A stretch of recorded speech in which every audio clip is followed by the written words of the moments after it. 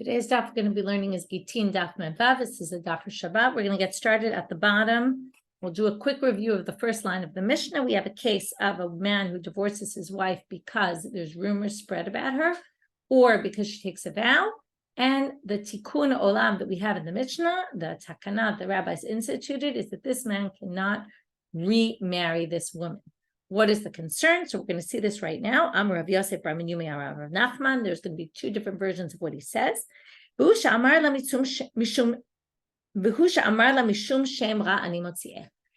only in the case if he says to her, I am divorcing you because of this rumor.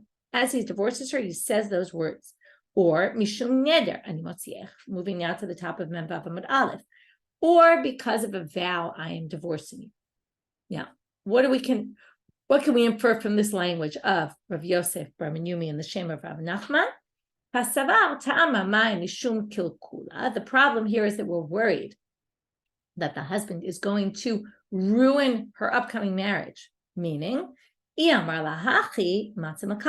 then if he says to her, I am divorcing you because of this rumor, I am divorcing you because of this neder, and then he comes later and he finds out that the rumor was false, or he realizes now that he can get rid of the neder, that there was some opening to the neder that he didn't know before, he didn't realize because of her taking the neder, so he can now come and say, well, when I divorced you, I said specifically it was because of this, and now it turns out I was wrong, so I'm basically undoing what I said. It's almost like, and we'll see later, the Gemara even views this as a condition.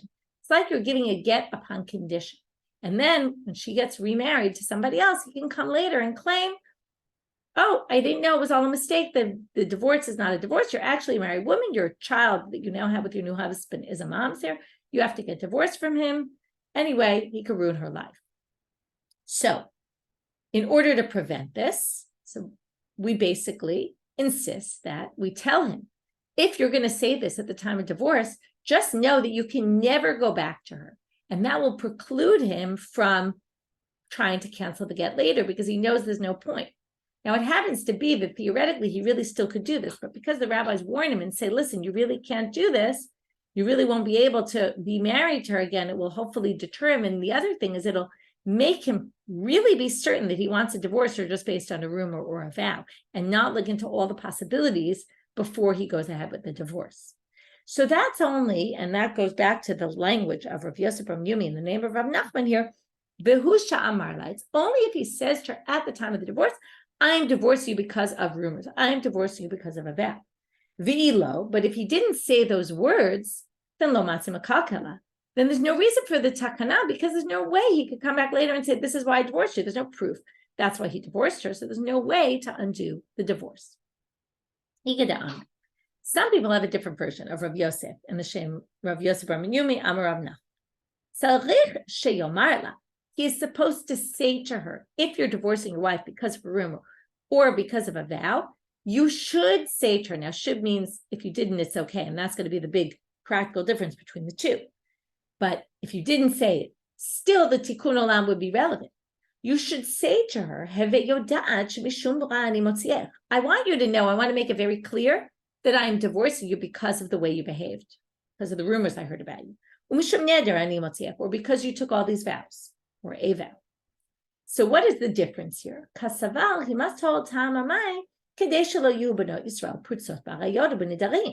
reason is that we don't want women to be gallivanting with other men or taking a lot of vows, and therefore it's not a good thing. It's not something we want to encourage. And therefore, if the reason he's divorcing the woman is because she was involved in behavior that caused these rumors to be spread or taking too many vows, we basically tell the husband, listen, if that's your reason for divorcing her, make a public spectacle of it. Say it to her that that's why, so that she knows that she shouldn't be behaving this way and other women will take note and they won't behave this way. And that's why he's supposed to say to her at the time of divorce in order to make it clear this is why. And then again, the rabbis are going to say, in this case, number one, he should make it clear to her. And number two, right, he won't be able to ever remarry her. And that's a penalty to her for having engaged in these behaviors. And therefore, and that's why he's supposed to tell her that, so it's clear that it's her fault. and that she's being penalized for her behavior. So now we're going to have Tanya Kalishna Kama V'Tanya Kalishna Baka. We're going to have a bright that supports the first reading, that it's Mishum Kilkula, and we are going to have a bright to support the second reading. That's because of the way women behave, because of her behavior, and she's being penalized for her behavior. So Amar, here's the Tanya Kalishna Kama. Here's a version like the first version, the first reading, Kilkula, that we're worried what he's going to do, that he's going to ruin her next marriage to try to get her back, and therefore we basically don't allow him. Or we try to warn him from the beginning, if you say this, we're not going to let you remarry her ever, and maybe he'll change his mind. Why do we say this? That you can't ever bring her, remarry her? Because maybe she'll go and marry someone else. Here we have it explicitly in the Braita. And it turns out, he finds out it wasn't true what he thought originally. Either the rumors were false, or he didn't realize that she had a way to undo the vow. V'yomar, and he'll say, Ilu yohayiti yodea shekenu, had I known this was true, if they paid me money, I wouldn't have divorced her. And then the get will be canceled, her children will be mamzerim, and in order to avoid that, we basically say you can never remarry. And that's why they say to him, if he says the following, Mishum neder, Mishum, because of Motzi Shemra, because of the rumors, we say to him, Heve Yodea, you should know, you should know that you'll never be able to marry her again, and that's supposed to be a deterrent for him saying that, because once he says that, then, he really could cancel it. We want to avoid that. Tanya Kalishna Batra. Now we have a brighter like the second version. Amar Rabbi Elazar Rabbi Asi, mipnei ma amru amotzi ishto mishum shemra lo yachzir, umishum neder lo yachzir. How do we know you can't do this? Shelo yu benot Yisrael prutzot barayot b'nidarim. So that women don't get involved in licentious behavior in too many vows. Lefichach omrim lo. Therefore, we say to him, if he's planning to divorce her for this reason, emor la, say to her, don't you know that I'm divorcing you because of the rumors spread about you? And then she knows this is her doing, it's her fault. So again, the nafkamina, the practical difference would be, what if he didn't say, I'm divorcing you because of a neder, I'm divorcing you because of a rumor? If he didn't say it, then according to the first version, he actually can remarry her, assuming she did marry someone in the interim, because that's not a case where we're worried he's going to say later, because he never said that's why I'm divorcing her. But in the second case, if he doesn't warn her, still, he divorced her for that reason, and it was because she was involved in this bad behavior, we're penalizing her. And if he didn't tell her, well, he's ideally supposed to tell her so she understands that this is all her doing, but if he didn't tell her, it's still the same. It's still her doing, and it still is she's still penalized, that they can't get remarried. Okay, now we're going to move on to Rabbi Yehuda's opinion. Rabbi Yehuda Omer, it all depends on whether people know about this, whether the public knows about the vow. If it's a publicly known vow, then he can't remarry her anymore. Why is that? Because a publicly known vow cannot be undone. And but if a lot of people don't know about it, then he can bring her back. He can remarry her. Now, what's the issue? The issue is that it must be, and we're going to see that a neder sheyadu bo rabim, there's no chashash for kilkul, because a neder sheyadu bo rabim can't be nullified or can't be undone in any way. Once it's known by many, you can't undo it. Since you can't undo it, we're obviously not worried about him undoing the vow, later finding out that he could have. So it's not kilkul, it must be mishum pritsut. And because everyone knows about it, you can understand why she was, doing vows that were bad because they were publicly known vows, and that's something that's, not good for the relationship and something that could upset the husband. We don't want women doing that. In general, we don't want people doing it. But here we're specifically talking about this relationship. So because of that, he can divorce her without. And he can then he can't remarry her because it's a penalty to her. So again, it's sort of by process of elimination. It can't be kilkul because the vow can't be undone ever. So it's not like he could come say later. And it's also because it's severe. So because of that, we're going to penalize. So Amar Rabbi Yeshua ben Levi, my Talmud Rabbi Yehuda. Now, what's the reason? The reason we're asking, what's the reason not for why the takana was instituted, But how we know that a neder that's publicly known can't be undone? We're talking now about the Givonim. The Givonim were people in the time of Yoshua. He was supposed to conquer all the 7 nations. There were people that were chivim, that were supposed to be destroyed. They didn't want to be destroyed. They wanted to make a pact with the Jews so they wouldn't be kicked out. And they dressed up as if they came from a faraway land with torn clothing and moldy food.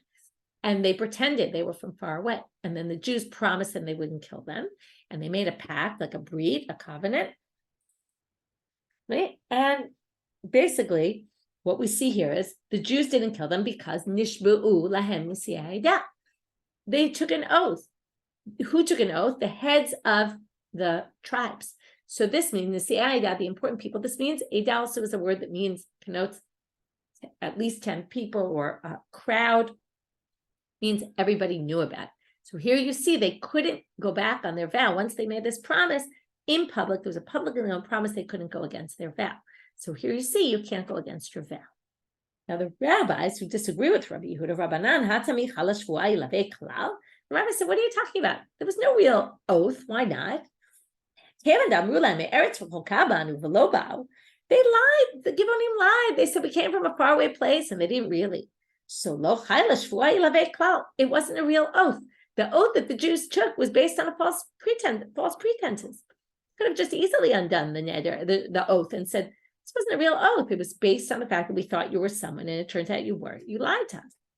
So, so then really, why didn't they kill them? The answer is, Mishum Kedushat Hashem.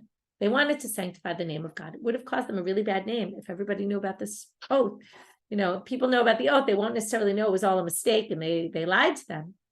And then people say the Jews don't keep their oaths, and therefore, to keep their name and sanctify the name of God, they kept their vow. But it wasn't really a real vow, and you don't really learn from here about a neder that once it's publicly known, it can't be undone, and therefore they disagree. Now they want to know the kama rabim. When Rabbi Yehuda says it has to be a neder that's publicly known, what does it mean publicly known? Rav Nachman Amar Shlosha, he says publicly known is in front of 3 people. You see this comes up in Lashon Hara, for example. 3 people already know something, and it's not something bad. It's just kind of, so-and-so is dating someone else, and once it's known by 3 people, you can talk about it. It's not considered refilut. That's an example of where 3 people is kind of publicly known. Rabbi Yitzchak Amar Sarah, he says 10, which I mentioned before. So Rav Nachman Amar Shlosha, Yamim Shnayim, Rabim Shlosha. They're learning it from a pasuk about a woman who has a bloody discharge, not in the time of her normal cycle. It says, Ki azuv zov dama, zava, she's called, Yamim Rabim. What is Yamim Rabim? 3 days, because Yamim is plural. That's 2. And Rabim adds a 3rd day. So Rabim, they say, means 3. So if we're talking about a neder that's known by Rabim, publicly, must be 3. Rabbi Yitzchak Amar Sachad, we just used it from this verse, but talking about the Eidah. And Eidah comes up in the spies. In the story of the spies, say, stay away from this bad Eidah. Who was the bad Eidah? The 10 spies that brought bad news about Israel. So that's right. There were 12 spies, but Caleb and Yoshua were on the good side. So Eidah means 10. Now, Rabbi Meir Omer, Kol neder shetzarich. Just one second. Sorry, it's not that. I'm confusing it with a different language. It's Ab matai le'edah hara'a hazot asher hema milinim alai.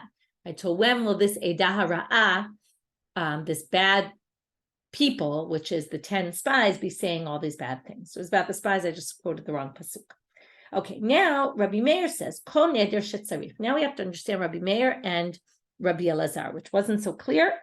Rabbi Meir says, if you need a chakirat chacham, you have to go to a chacham to undo the vow, then he can't take her back, because the concern is that he'll go later and say, oh, I didn't realize that she had an excuse that she could have used to get out of the vow. And Rabbi Elazar says, Lo asru zeh ela mipnei zeh. No, it's really that eino tzarich chakirat chacham. That's the one. And the other one, where it needs a chakirat chacham, is only on account of that. And we're going to explain this right now. So Tanya, Rabbi Elazar Omer, Lo asru tzarich ela mipnei she'eino tzarich. What he was saying is, the case of needing a chakirat chacham, you can't bring her back, is really only because of the case where you don't need a chakirat chacham. And now we're going to have to figure out what's the debate.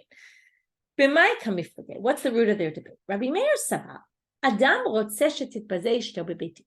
A person has no problem. It's not that he wants. If you literally translate it, it's a person wants. It's more that a man has no problem if his wife has to go to court and humiliate herself in the court and say, listen, I took this vow and I didn't really mean it. And had I known, blah, blah, blah. That's humiliating.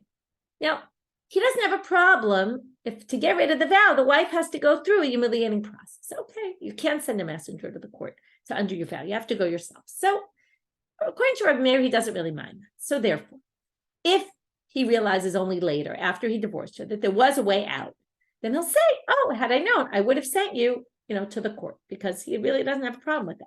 And that's what we're worried about. And that's why, right, we're worried he'll come later, he'll undo the whole divorce, and she'll be in trouble. That's kilkula. That's why we're worried specifically in a case where it's a type of vow that could be undone by a chacham. But, and they don't really say this, but we'll see this coming up later, but if it was a vow that he could have nullified, because there's vows that a husband can nullify his wife's vows, you might remember if you learn Masechet Nedarim, that everybody knows. He can't come later and say, oh, I didn't know that I could nullify vows. Everybody knows that. So in the Torah, it's pretty clear. So he can't claim that later, oh, I didn't realize. But the fact that maybe I didn't know she had a way out to get rid of the vow, that maybe he could claim later. That's what Rabbi Meir said. But Rabbi Elazar, who doesn't think that Chakirat Chacham is really the case where the Tikkun Olam was instituted, doesn't think that. He says, a person doesn't really want his wife to be humiliated in court.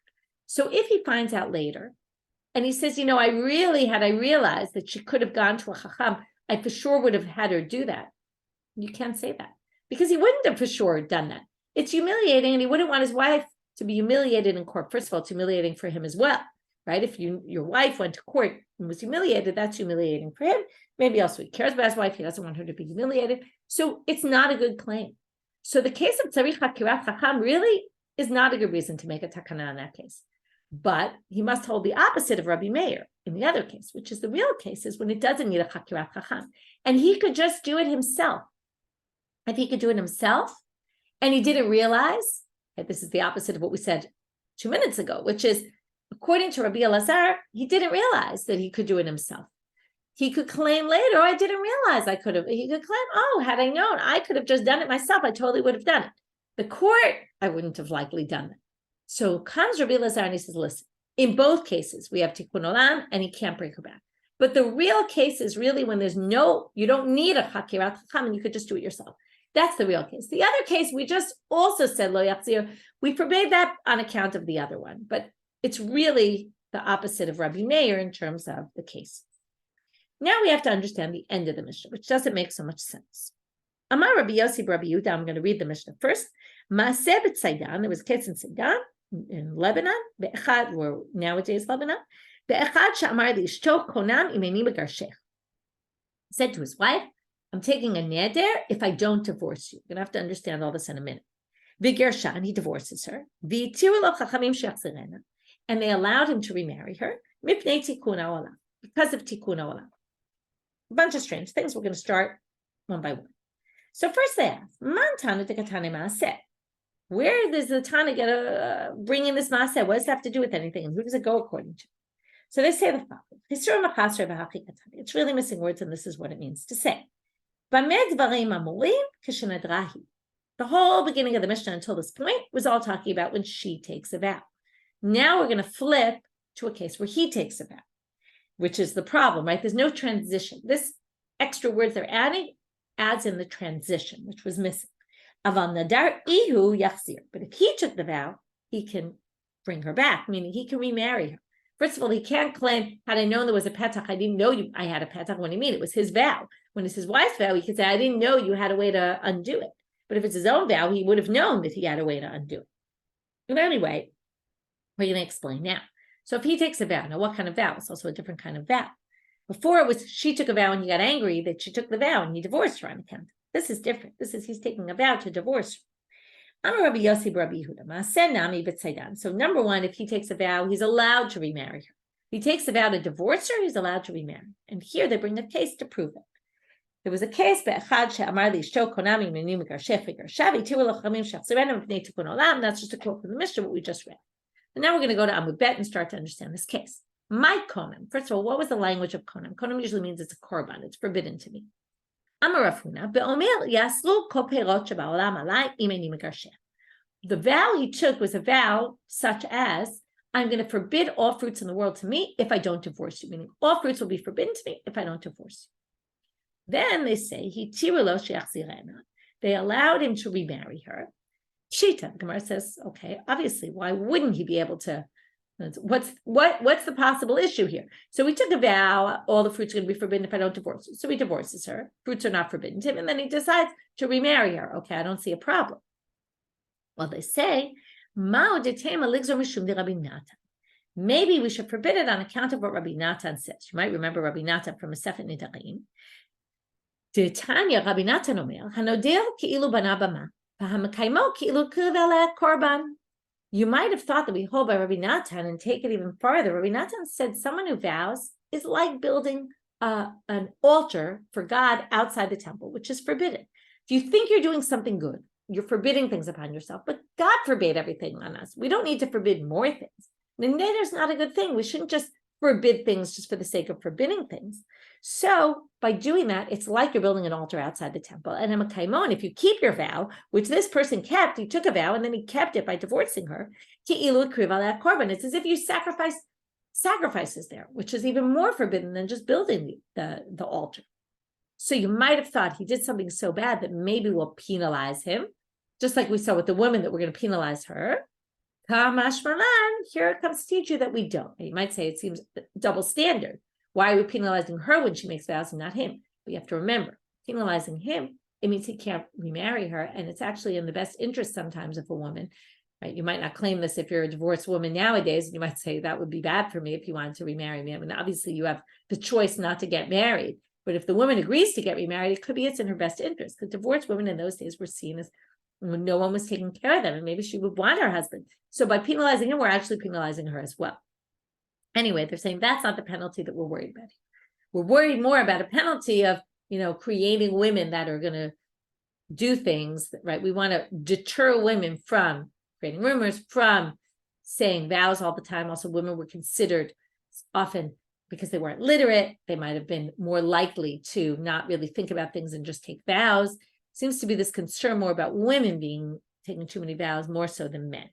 Even though men, it's also perceived as a bad thing. It's just we don't penalize a man for doing this. Again, it doesn't answer all the questions, leaves open a few questions. One last thing we have to figure out about this story is it ends with because of tikkun olam.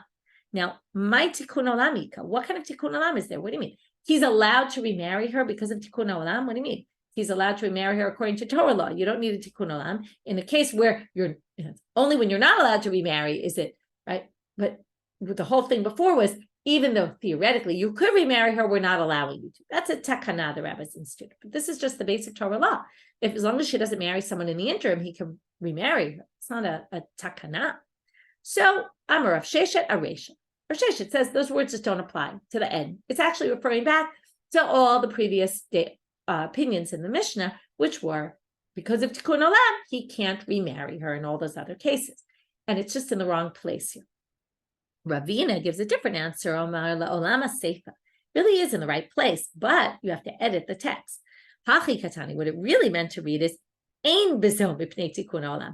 This is not a place where we institute tikkun olam and don't allow him to remarry her. No, he actually can remarry her because there's no reason to institute a takana.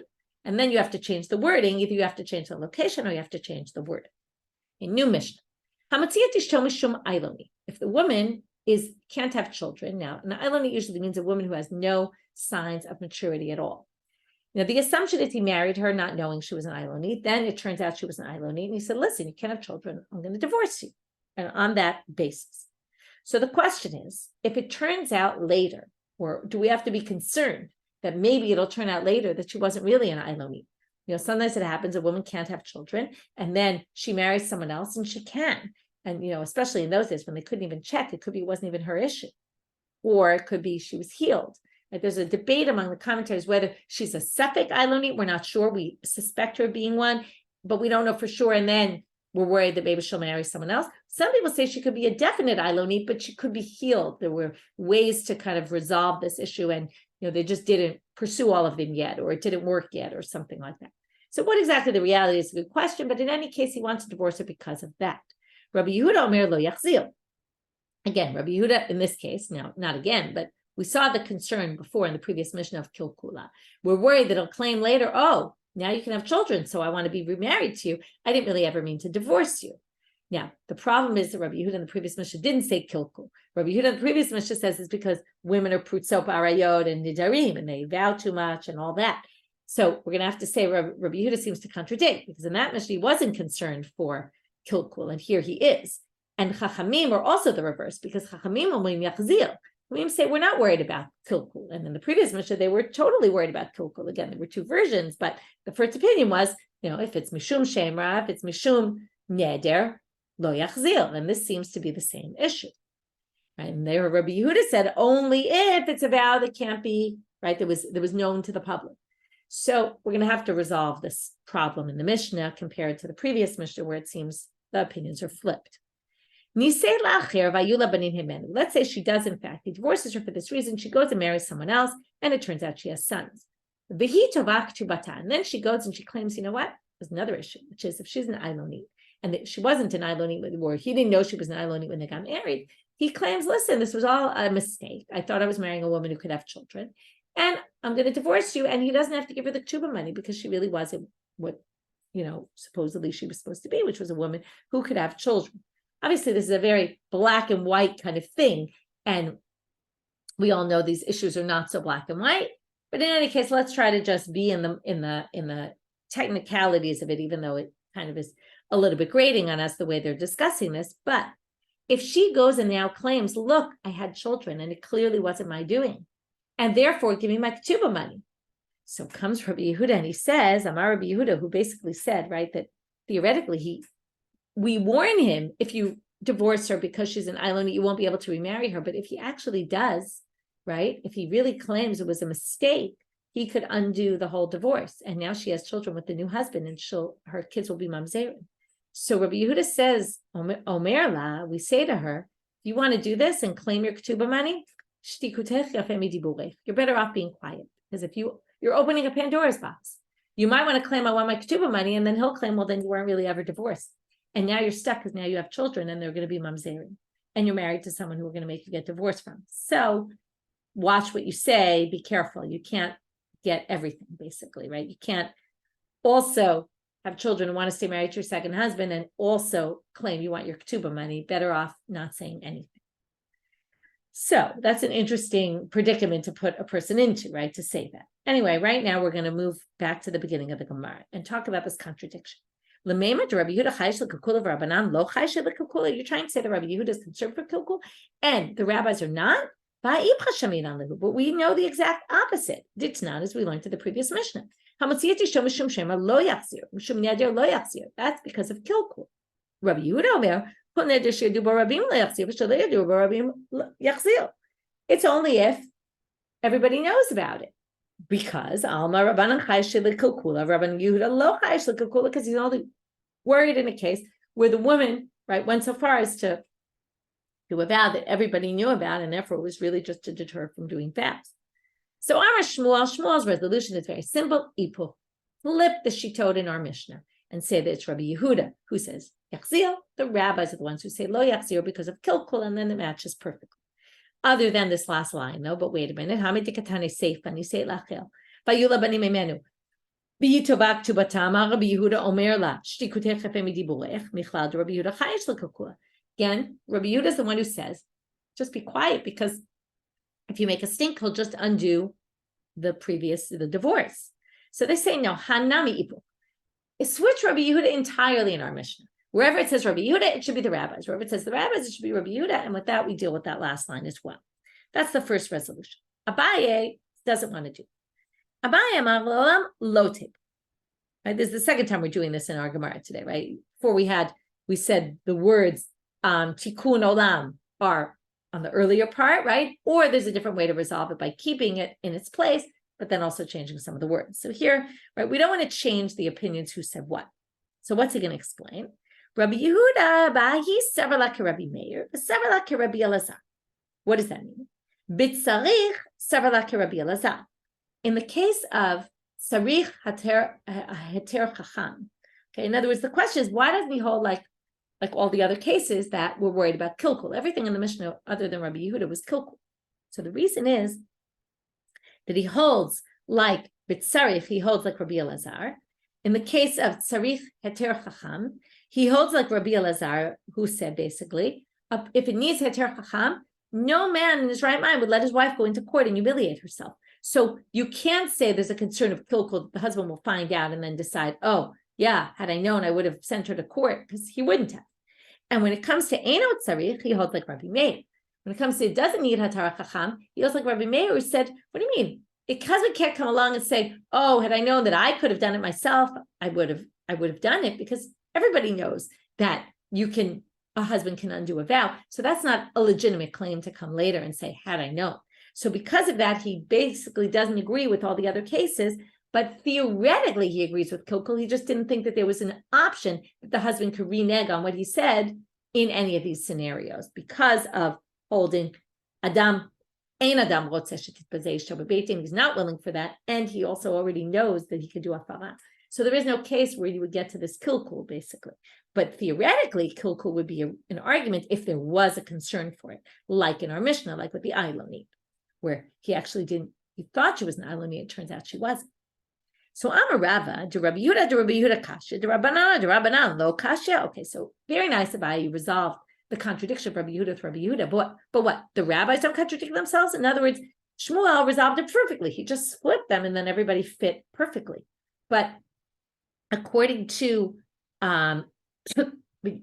Abaye, you explained that Rabbi Yehuda really is concerned for kilkul. And it just didn't appear in the last Mishnah, but he really does, based on external things. But what about the rabbis? The rabbis, they're concerned for kilkul, and here they're not. So how do we explain that? So he answers, El Amar, Rabbi explains, Rabbi Yehuda al kasha kedishanim. I'll accept about Rabbi Yehuda's contradiction and the fact that he doesn't really contradict. But Rabbanan lo kasha, why is that? Man chachamim Rabbi Meir. There's a different issue going on here in our Mishnah that they're now adding. Again, it's a little bit hard to see because you don't really see it written in the Mishnah. But he holds like Rabbi Meir about something else, which is the Amar be'inan tanai kafu. There's laws of conditions, and this is where I said the Gemara is going to view this as a condition. In order for these conditions to be true, you have to say, I'm divorcing you because of this, and if it's not, like you have to bring, there's actually a debate about what exactly the second part is, but a tanai kaful is usually the way it was in Bnei Gad and Bnei Reuven, when they came to say, we want to live on the other side of the Jordan, and Moshe said to them, if you go first, then great, and you go and fight. And if you don't, then no. So basically, you have to spell out both sides. And then we're going to say the rabbis they weren't concerned about this condition in our Mishnah because he didn't spell out both sides. Whereas you'd have to say, and this is what's a little difficult, in the previous Mishnah, when the rabbis say you can't remarry her, it's because they spelled out both sides. And they spelled out what will be if yes and if no. Like, I'm divorcing you because of this, and if it's not true, then you're not divorced. So you would have to spell that out in order for us to be concerned for this kilkul. And then it's just hard to say that each Mishnah is talking about a whole different scenario. Besides, the scenario is different, but the whole way that the tanai was said was totally different. It's a weakness, but again, you have to resolve it somehow. So everybody comes up with their creative method. Okay, last Mishnah, and a little bit on this Mishnah. If you sell yourself and your sons to Gentiles, we don't redeem you. Okay, again, this is a way to prevent people from doing this. They don't want people doing this. First of all, selling their children, especially, who knows if they'll stay Jewish if you put them in a Gentile household. Maybe yourself, but your kids, how do you know? And they didn't want this to happen in general. So they said, well, if you do it, we're not going to redeem you. But you can redeem the children after their father dies. Okay, it's kind of like penalizing the father, but once the father's dead, it's really, the father should do it himself. And if he doesn't, well, then we'll pitch in because he's already not here. Okay, now we're going to see that this isn't as simple as it seems. Rav Asi, this is only someone, we're only penalizing you. We're not going to redeem you if you've done it already 3 times. Okay, this is like shor tam, shor muad. If you've sold yourself 3 times, the 3rd time, we're not going to redeem you. But if it happens once or twice that you had to sell yourself because you were stuck, so we let it go and we help you. Hanu b'nei bein michse. There was a case in the city. To yasve zuzim ovdei kochavim, they borrowed money from Gentiles. V'lo havalu l'ma for anyone. They didn't have money to pay back. Atu v'kagar, they took them captives. Atu l'kamed Rav Huna, and then they went before Rav Huna, or people in the community were trying to deal with this. Amar lahu, he said to them, what am I going to do for you? In other words, I guess somehow they got in front of Rav Huna and said, help redeem us. He says, what am I supposed to do for you? It's none. The Mishna says explicitly, we don't redeem you. Sorry, can't help. To which Amar le Rabbi Abba says to him, wait a minute, Rav Huna, what are you talking about? Lima ditani Rabbeinu, you taught us, as Rav Asi had said. These people, this is their first time. It's their first offense. Why are you penalizing them? It's only if they've done it a few times. Amar le, he said, the people of this city of Bein Michse, this is what they do all the time. So here's interesting. It's not just if you do it personally 3 times, but if it's what's done in your city and people just keep doing this, well, then we're not going to help you. Okay, because again, it's trying to fight against a typical pattern of behavior that we want to avoid. We don't want people to keep doing this, and therefore they didn't. Okay, the end of the daf is basically starting a new story, so we'll wait with that story and we'll get to it tomorrow. So what we saw today is a review. We saw the Mishna, which had a bunch of different opinions about which cases is this tikkun olam instituted that we don't allow a man to remarry his wife again, and it's a way of deterring either the man from divorcing her for this reason, right? And we're worried that maybe he'll claim later, oh, it was only for this reason, and this reason turned out not to be true, and we're really married, and her kids are mamzerim from her new husband. Or it's a concern that we want to teach women not to be involved in things that will cause rumors to be spread, or not to be taking too many vows. And therefore, we penalize the woman that if you're getting divorced for this reason, well, your husband's not going to be able to remarry you. And then we brought those 2 possible reasons. We brought brightas to support each one. Then we went through Rabbi Yehuda, Rabbi Meir, and Rabbi Elazar and explained why they have nuances about which one and what, and which are they more concerned for the pritsuit, or are they more concerned for the kilkul? And then we tried to understand that last case in the Mishnah, which seemed to switch. All of a sudden, he was the one vowing, and we added some words, and then we fixed already the tikkun olam, what exactly it means, and we tried to explain why this is different if he takes the vow rather than she takes the vow. Then we had the case about the aylonit, and there Rabbi Yehuda and the rabbis seemed flipped from what they said earlier. So Shmuel says, oh yeah, just switch the opinions in our Mishnah, or Abaye brings a different reason as to why really Rabbi Yehuda is concerned for kilkul. In our Mishnah, in the first Mishnah, it just didn't come up because he didn't think there was reason for kilkul in those cases, a concern for that. Where there is concern, like with the aylonit, he is concerned. And then Rava said, but you didn't resolve tanakama, and then the rabbis, and then basically Rava brings a creative explanation for how to resolve the rabbis' issue about the tanai kaful, and that there was a difference between that Mishnah and this Mishnah in terms of how the condition was actually stated.